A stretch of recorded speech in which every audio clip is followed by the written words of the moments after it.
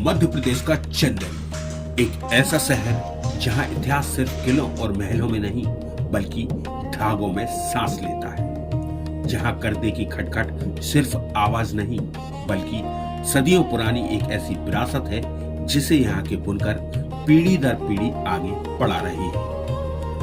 राष्ट्रीय हथकरघा दिवस के मौके पर बात चंदेरी की उस पहचान की जिसकी चमक देश की सीमाओं से निकलकर दुनिया तक पहुंच चुकी है।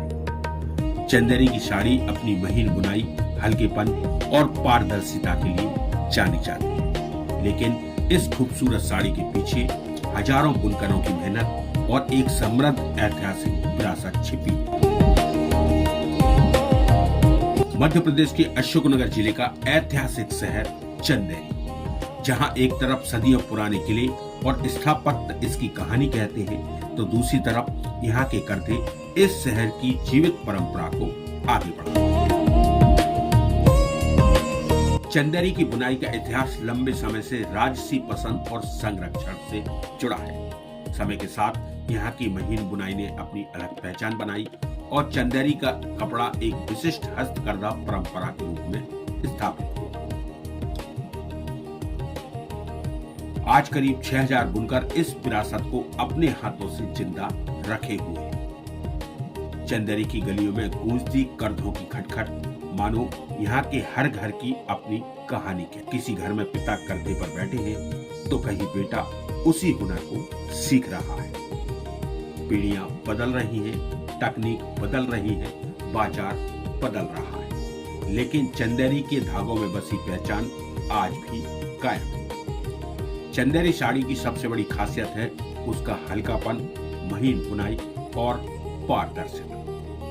सिल्क, कॉटन और जरी के बारीक ताने बाने से तैयार होने वाली एक साड़ी को पूरा होने में डिजाइन और बुनाई के आधार पर कई दिन से लेकर कई महीनों तक लग सकता है।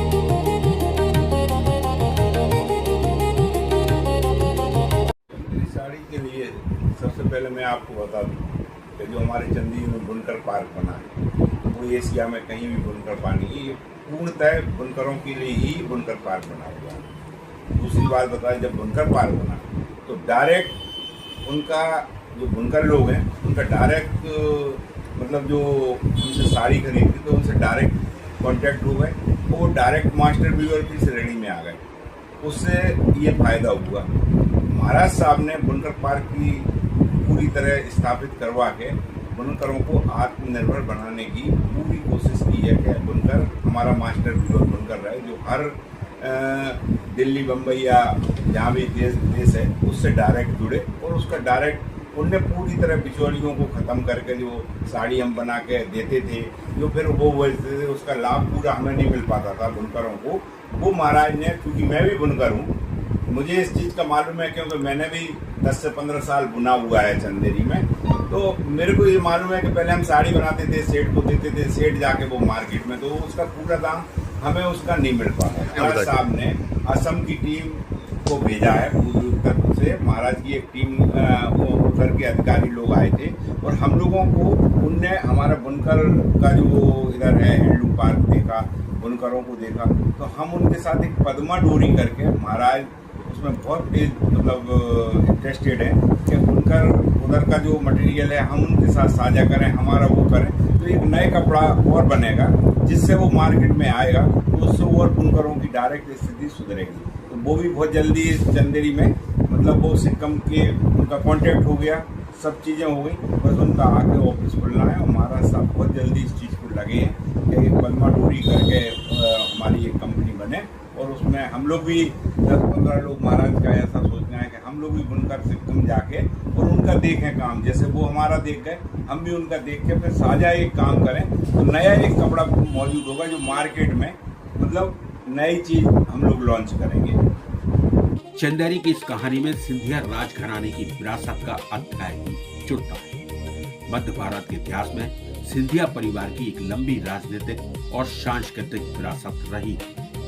इसी विरासत से जुड़े ज्योतिरादित्य सिंधिया आज चंदेरी की हथकरघा परंपरा को नई तकनीक और आधुनिक बाजार से जोड़ने की दिशा में जोर दे रहे हैं।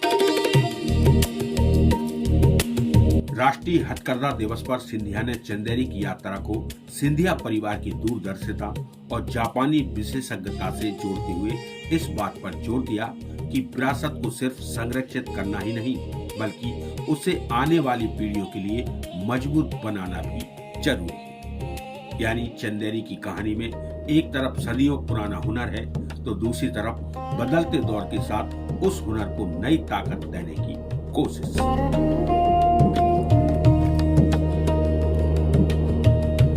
वक्त के साथ चंदेरी की हथकरघे भी आधुनिक सुविधाओं से जुड़ने लगे हैं। साल 2017 चंदेरी में हैंडलूम पार्क का निर्माण कराया गया, जहां आधुनिक लूम और सुविधाओं के जरिए बुनकरों की कार्यक्षमता बढ़ाने की कोशिश की गई। भारत सरकार ने हथकरघा संबंधी दस्तावेजों में चंदेरी साड़ी के लिए आधुनिक जैक्वार्ड और लूम तकनीक से जुड़े प्रावधान भी दर्ज है, जो पारंपरिक बुनाई को तकनीकी सुविधाओं से जोड़ने की दिशा को दर्शाते हैं। और अब चंदेरी की इस विरासत को बाजार और नई पहचान से जोड़ने की दिशा में एक और महत्वपूर्ण पहल सामने आई। 2026 में चंदेरी हैंडलूम पार्क में north eastern handicraft and handloom development corporation और जिला पुरातत्व पर्यटन एवं संस्कृति के बीच समझौता हुआ। इसके तहत प्रोजेक्ट पद्मा डोरी के जरिए चंदेरी के बुनकरों और उनकी कला को नई संभावनाओं से जोड़ने की पहल की गई। इस पहल को केंद्रीय मंत्री ज्योतिरादित्य सिंधिया की अगुवाई से जोड़ा गया। प्रोडक्शन में मत जाओ, आपका नाम है, आपकी पहचान है, क्योंकि केवल 6000 लोग हैं दुनिया में जो ये काम कर सकते हैं। उसको सीमित ही रखो। हाथ से बनाने का काम आज दुनिया में कहीं नहीं मिलता।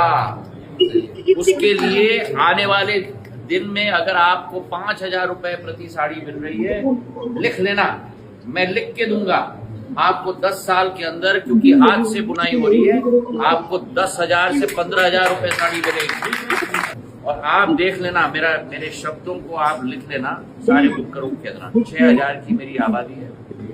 6000 की आबादी आने वाले दिनों में जैसा सोना है और चांदी है ना, उस समान हो। दुनिया में किसी के पास ये हुनर नहीं है, ये 6000 लोगों के अलावा। ये डिजाइन जो आप लोगों ने मुझे दिखाया, ये डिजाइन देखो, दुनिया में कोई नहीं बना सकता ये डिजाइन, भैया कोई नहीं बना सकता। सिंधिया राजघराने की ऐतिहासिक विरासत हो या आज के दौर में चंदेरी की हथकरघा कला को आधुनिक तकनीक और वैश्विक बाजार से जोड़ने की कोशिश, कहानी का मकसद एक ही है।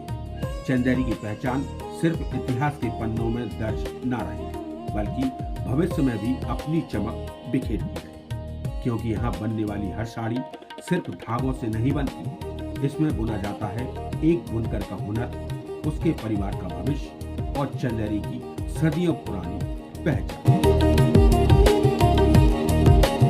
राष्ट्रीय हथकरघा दिवस पर चंदेरी की खटखट करती आवाज हमें याद दिलाती है कि विरासत तभी जिंदा रहती है जब उसके हुनरमंद हाथ मजबूत रहते हैं। और चंदेरी के इन हाथों को अगर आधुनिक बाजार, नई तकनीक और वैश्विक मंच मिल जाए तो ये महीन धागे सिर्फ साड़ी नहीं बुनेंगे बल्कि चंदेरी के बुनकरों के लिए आत्मनिर्भरता और सम्मान का नया भविष्य चुनेंगे।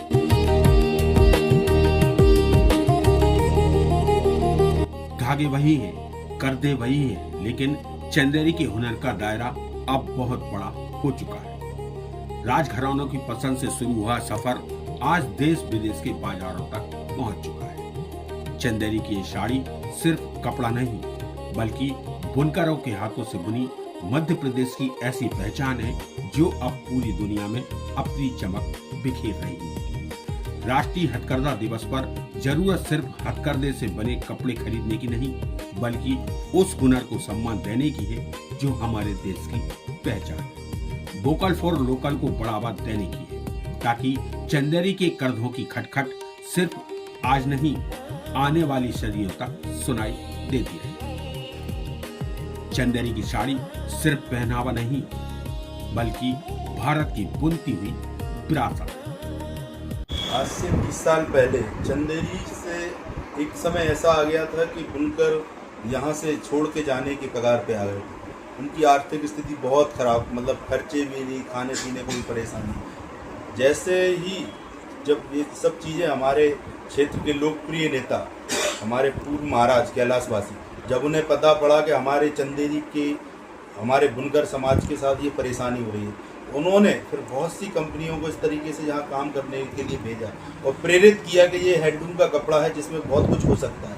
उन्होंने साड़ी के अलावा भी पर्दे, उसके दुनिया भर के कवर वगैरह, ये तमाम चीज़ें, फैब्रिक, फिर पहले साड़ियों के अलावा ना सूट बनते थे ना फिर दुपट्टे, ये सब नई चीज़ें उन्होंने प्रैक्टिकल की, जो उसमें एक चंदेरी के कपड़े को एक नई पहचान और फैब्रिक बनाया जिससे कुर्ते बने और कंपनी वालों ने अपने अपने अलग अलग डिज़ाइन डाल के काम किए, जिसके बाद फिर चंदेरी के बुनकरों की आर्थिक स्थिति में धीरे धीरे बहुत अच्छा सुधार आया।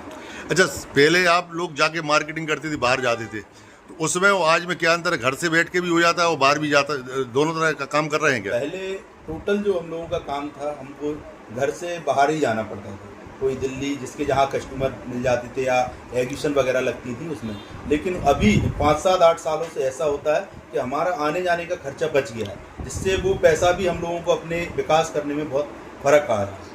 तो उसके लिए क्या करना पड़ा आपके लिए, जो पैसा बच रहा है, माने कैसे हुआ ये सब क्या है, जैसे अगर हम बाहर जाते थे, ट्रेन का टिकट, तमाम खर्चे, होटल में रुकना, एग्जीबिशन का खर्चा, लेकिन जब से ये ऑनलाइन का जो सिस्टम आया है, जिससे हम लोगों को डायरेक्ट ऑनलाइन कस्टमर मिल जाते हैं, फेसबुक, इंस्टाग्राम की आईडी वगैरह, जब हम अपने कपड़े साड़ियों को डालते हैं फ़ोटो, उसमें लोग देखते हैं, जिन्हें जो पसंद आता है फिर वो हमसे व्हाट्सएप वगैरह पर चैट करके फिर वो हम लोगों से लेते हैं, इससे हमें बहुत खर्चे में फ़र्क आया है।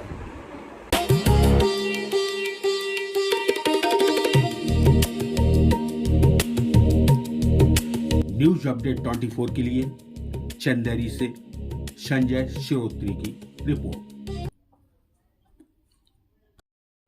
ऐसे ही खबरें लगातार देखने के लिए हमारे डिजिटल न्यूज चैनल को अभी सब्सक्राइब करें और बेल आइकॉन को दबाना बिल्कुल भी